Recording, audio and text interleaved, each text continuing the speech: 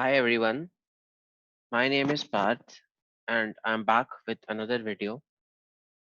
This video tutorial will talk about the concept of ASP.NET MVC. So let's begin.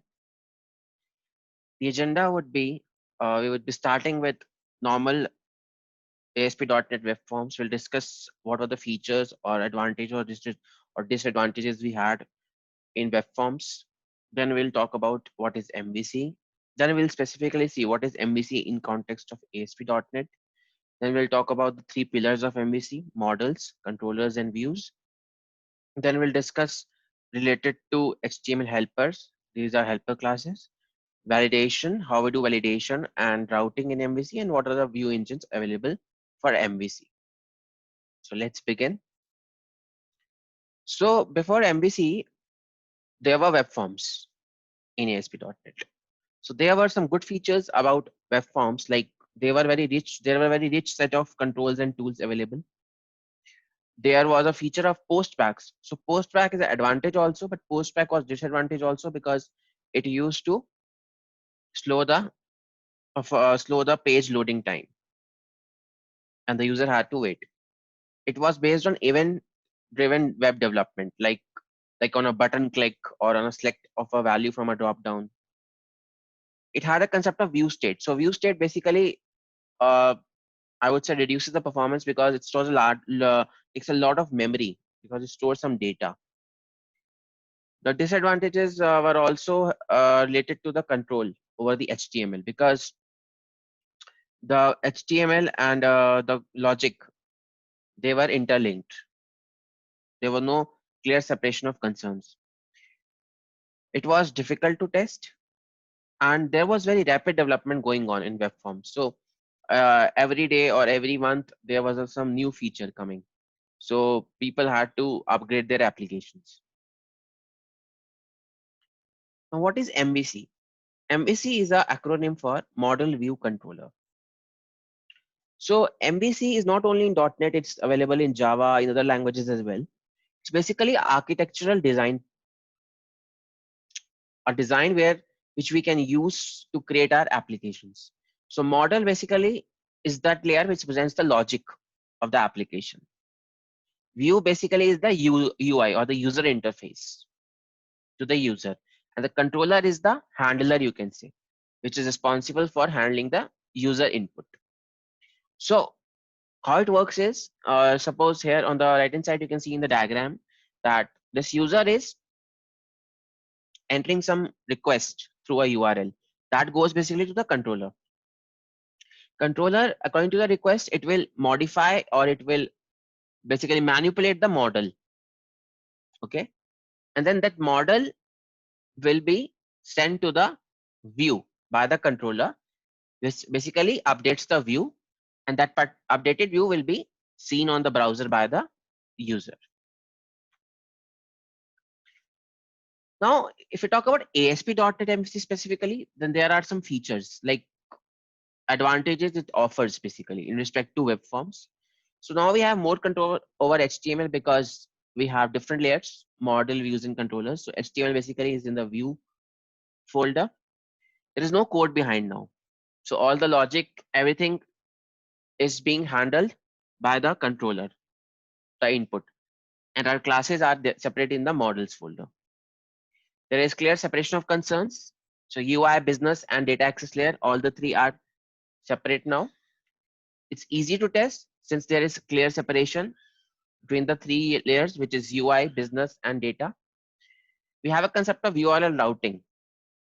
So now here we are not mapping the request based on the web form. We are mapping the URL to our controllers and views. There is no concept of postbacks, so which will definitely be boosting the performance of our application. And finally, also there is no concept of view state, so definitely it will not take that much memory, and the performance of our application will increase. Let's talk about the first pillar, which is model.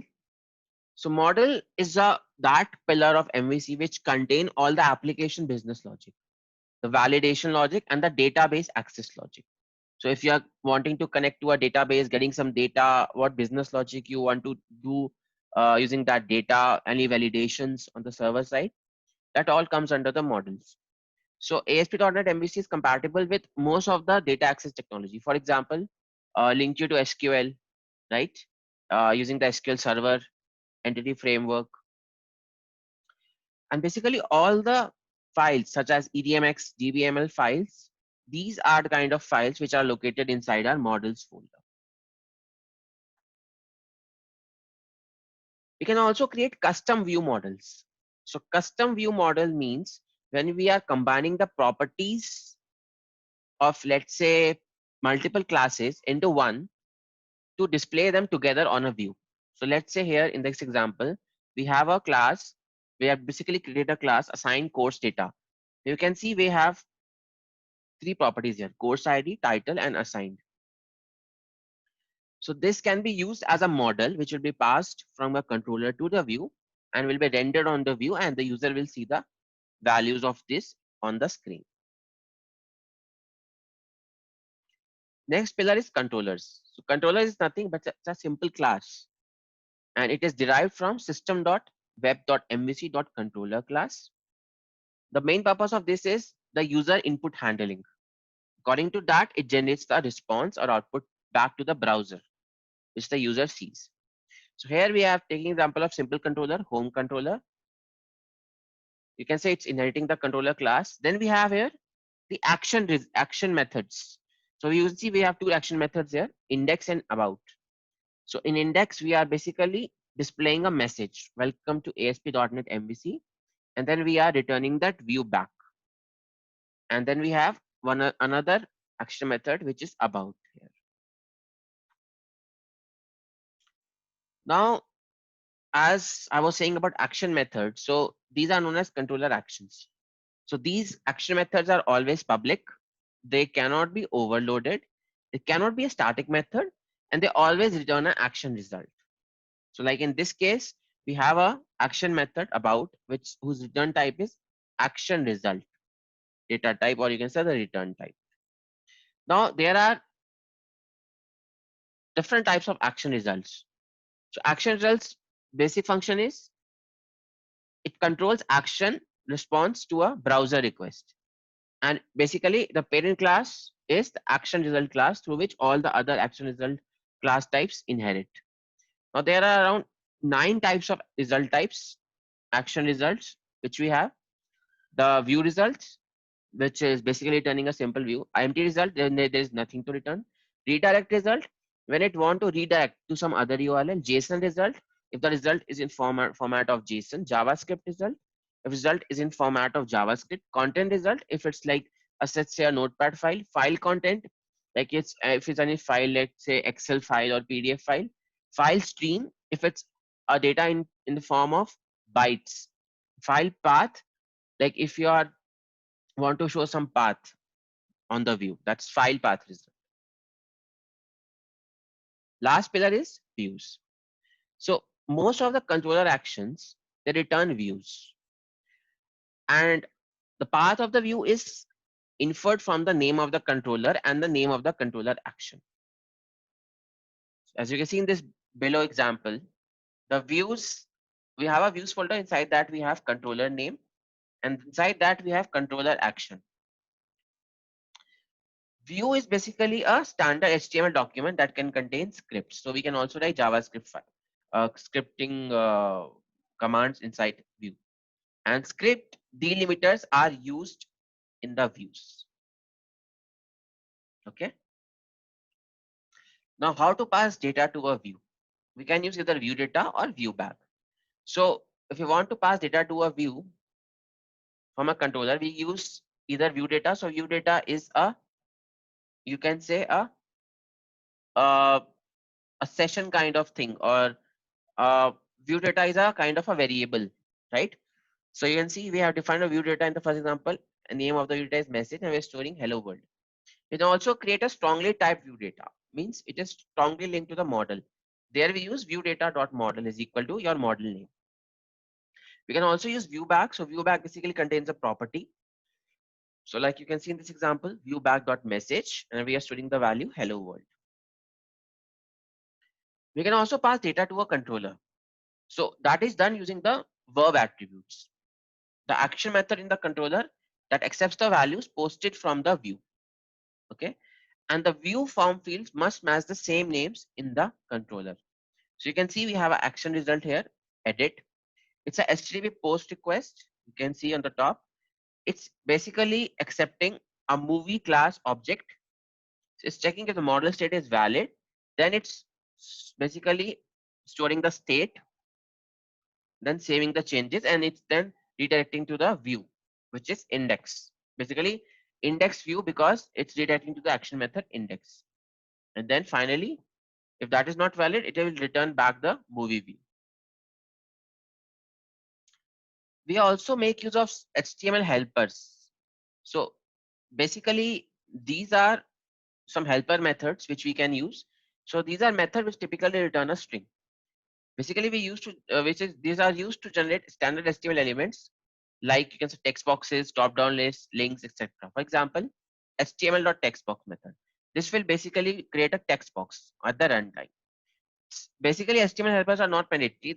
Their usage is optional, and we can also create our own custom HTML helper methods in our application. Now, how do we validate our MVC application? There are two types of error messages related to validation.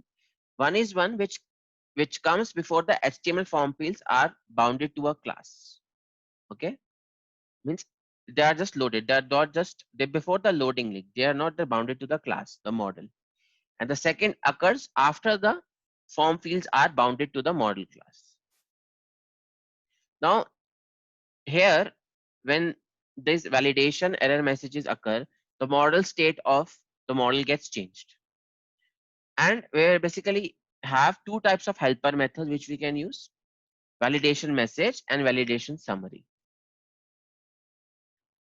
Now, MVC, as I told you earlier, is depends on the URL routing pattern. So for this, the routing module is responsible. So what it does, it maps the incoming browser request to the specific MVC controller action methods. Now we can have setup of routing in two places. One is web.config file, another is global.asx file. Let's see both of them one by one. So let's see web.config file. Here, basically what you do, you define a system.web setting. Inside that, you define HTTP modules and HTTP handlers.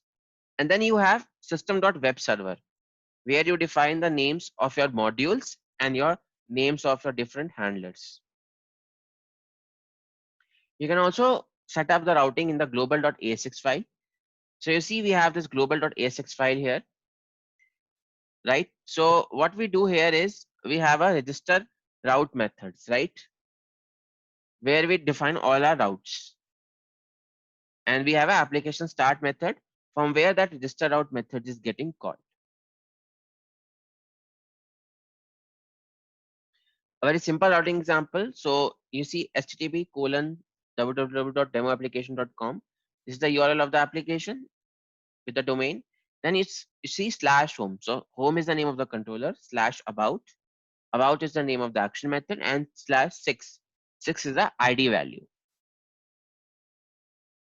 Now we can use view engines to create our MVC application and test them. So view engines, what purpose they serve? They basically handle the rendering of the view to the UI.